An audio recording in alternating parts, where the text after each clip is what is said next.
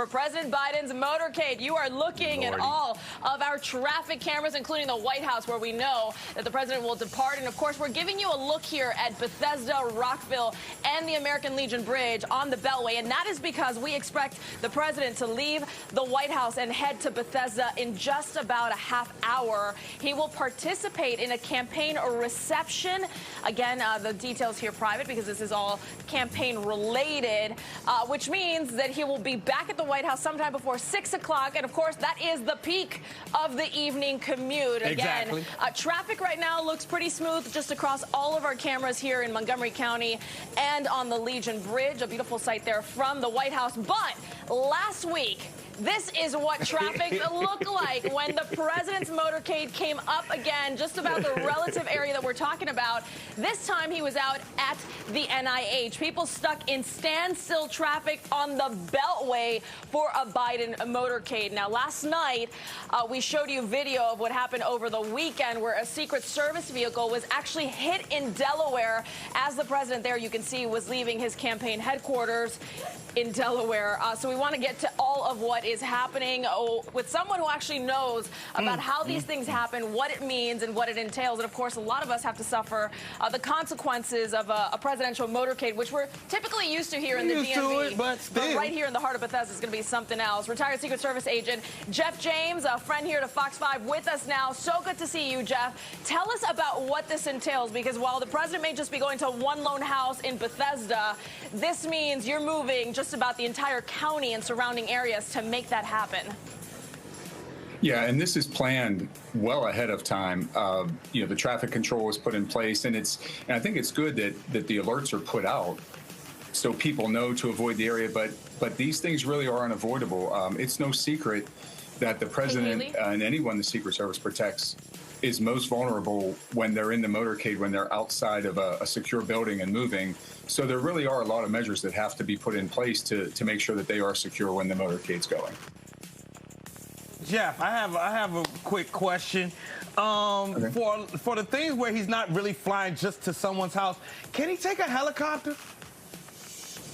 Well, he could, but that also adds in, an extended perimeter of security. So if we find a baseball field or a football field at a high school or an elementary school nearby, we have to set up a secure perimeter there. So you're kind of robbing Peter to pay Paul on the space that you're using to secure.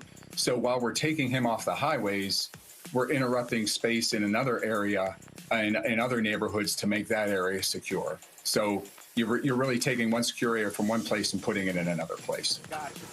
Yeah, I was just going to say it's not stopping the Beltway, though. It's not shutting the Beltway down. But you could be shutting down Reagan National Air Traffic, which could create massive repercussions across the country. But if he's flying, if he's not flying towards the airport, let's consider the helicopter. We have it. Let's use it. Jeff, I'm sure the Secret Service is hard at work, to your point, making plans well in advance. Obviously, they know about these things.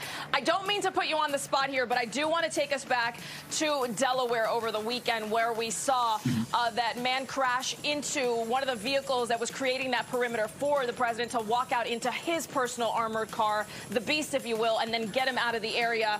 A lot of people have talked about the reaction time, how Secret Service reacted in the moment. Obviously, these are trained agents. They are part of the presidential detail. Was there anything in the response there as to how those agents who were escorting the president that had you maybe do a double take as to how they reacted in the moment?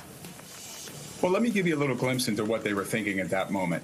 When they heard that crash, you don't know if it is the precursor to an attack. You don't know if it's the distraction, and now the main attack is going to come from the other side of the street. So there are a lot of things to be processed in that quick incident once you hear that crash, because we're never going to assume it was some drunk guy who was just dumb enough and unlucky enough to crash into a Secret Service vehicle. Right. We're always going to assume the worst.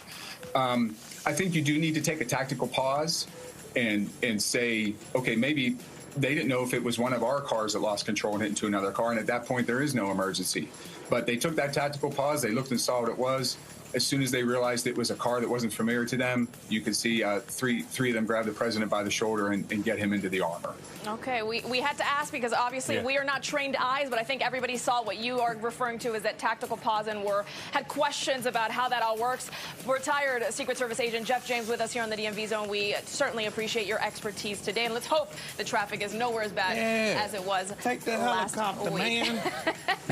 Joe wants to put Marine One up in the air. Man, he has Marine One, just use it. Don't mess with traffic. All right, let's move.